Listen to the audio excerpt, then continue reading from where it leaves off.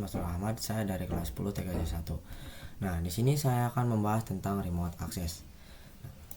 Jadi, apa itu remote access? Jadi, remote access adalah kemampuan untuk mengakses dan mengelola perangkat jaringan dari jarak jauh tanpa harus berada langsung di lokasi fisik perangkat. Jadi, remote access ini adalah kemampuan untuk mengakses dan mengelola perangkat jaringan. Jadi, seperti contohnya itu ada switch ataupun router. Nah, jadi jika kita ingin mencoba mengakses switch ataupun router ini, kita tidak perlu berada langsung di lokasi fisik perangkat. Jadi kita bisa menggunakan remote access ini untuk mengakses dan mengelola perangkat jaringan dari jarak jauh. Nah, di sini ada juga jenis akses protokol. Yang pertama ada telnet, yang kedua ada SSH. Nah, perbedaannya untuk telnet ini dia menggunakan TCP port 23 dan SSH menggunakan TCP port 22. Nah, bisa kalian lihat di sini telnet itu ada tanda silang atau tidak aman karena dia itu plain text. Jadi, jika ada seseorang yang mencoba untuk meretas switch ataupun router yang menggunakan telnet ini, maka seorang peretas itu akan mudah melihat passwordnya ya. Nah, berbeda halnya dengan SSH, dia itu aman dan transkripsi. Jadi, misalnya ada seseorang yang mencoba meretas switch atau router yang menggunakan protokol SSH ini, maka passwordnya itu tidak akan langsung terlihat dengan jelas. Jadi password itu akan terpecah menjadi beberapa kode yang harus kita pecahkan. Nah, seperti itu untuk jenis akses protokol ini. Nah, di sini kita akan lanjut untuk ke video implementasi bagaimana cara konfigurasi SSH ini ya. Jadi kenapa tidak kita mengimplementasikan telnet juga? Karena bisa kalian ketahui bahwa telnet ini adalah versi lama. Jadi sudah banyak orang yang meninggalkan protokol telnet ini, walaupun masih ada beberapa sih orang yang masih menggunakannya. Tapi setelah adanya SSH, semuanya beralih atau berpindah ke SSH protokol ya.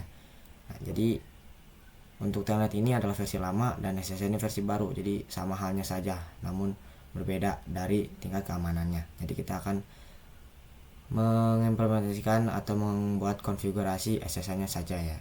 Nah, seperti itu. Jadi kita akan lanjut ke aplikasi Cisco-nya terlebih dahulu. Oke, nah di sini kita sudah berada di aplikasi Cisco-nya ya. Kita langsung saja ke konfigurasinya. Nah, di sini kita akan tambahkan satu router lalu satu PC terlebih dahulu ya untuk membuat remote aksesnya ya di PC 0 ini. Kita akan sambungkan menggunakan konsol. Nah, sini kita akan ke konfigurasinya melalui desktop, lalu kita ke terminal. Di sini kalian tinggal oke. Nah, di sini kalian sudah masuki terminalnya.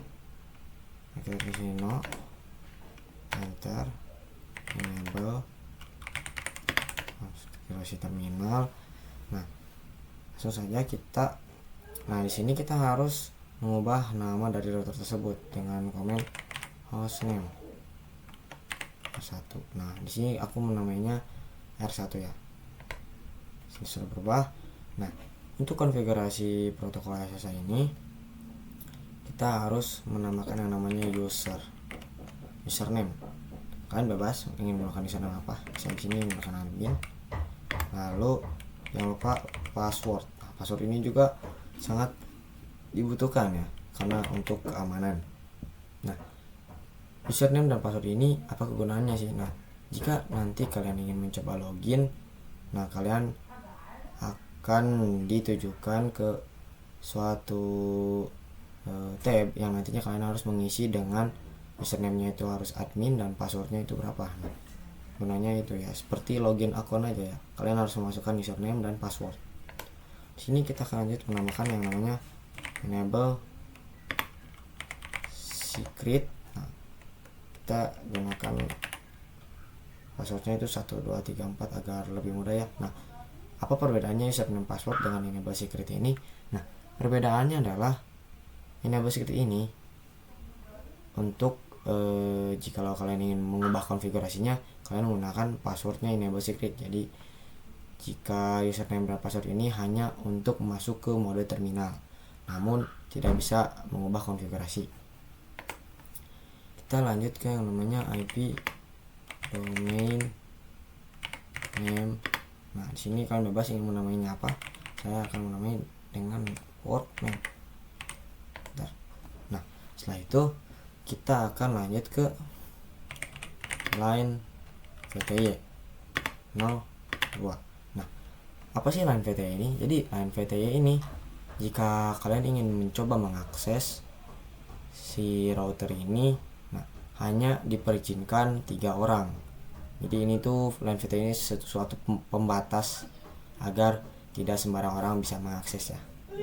Nah, kenapa di sini saya bisa menyebutnya hanya 3 orang saja? Karena penghitungannya itu 0 sampai 2. Jadi 0 itu terhitung ya. Jadi 0 adalah 1, 1 adalah 2, dan 2 adalah 3. Jadi ada total 3 orang yang bisa memasukinya. Seperti itu. Kita lanjut. Lalu kita akan memasukkan komen yang namanya itu transport input. Nah, transport input ini apa? Jadi transport input ini sebagai pengizinan dari orang yang ingin mencoba masuk ke remote access ini. Nah, transport input ini kalian bisa menggunakan yang namanya SSH, protokol SSH ataupun protokol telnet. Tapi karena di sini saya hanya menggunakan SSH, jadi kita gunakan yang SSH saja ya. Nah, jika kita memasukkan transport inputnya SSH, nah telnet itu tidak akan bisa memasukinya karena yang diizinkan hanya SSH saja. Langsung enter. Nah, ya sudah, kita tambahkan yang namanya login lokal.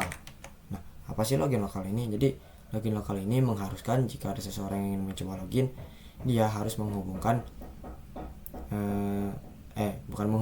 dia harus memasukkan username, password, dan enable secretnya ya. Nah, seperti itu. Jadi untuk menambah ke pengamanan. Enter.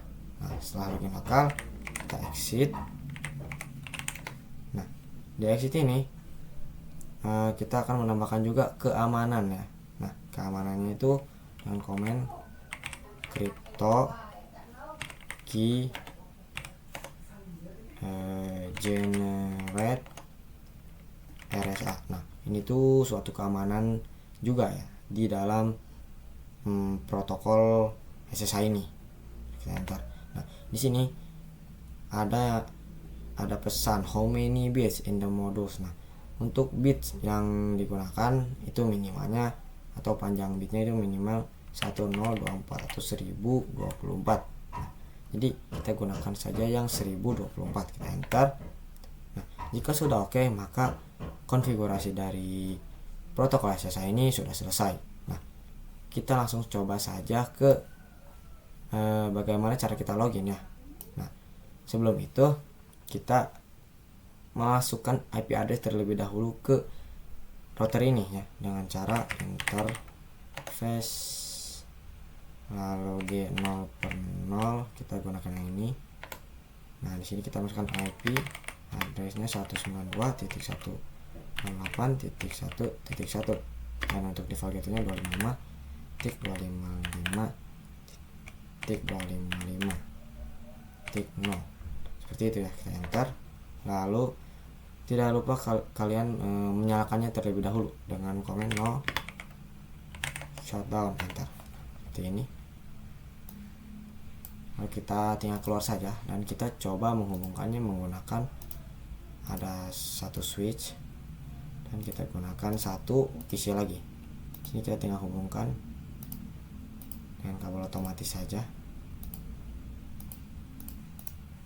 Nah, kita tunggu terlebih dahulu dia aktif.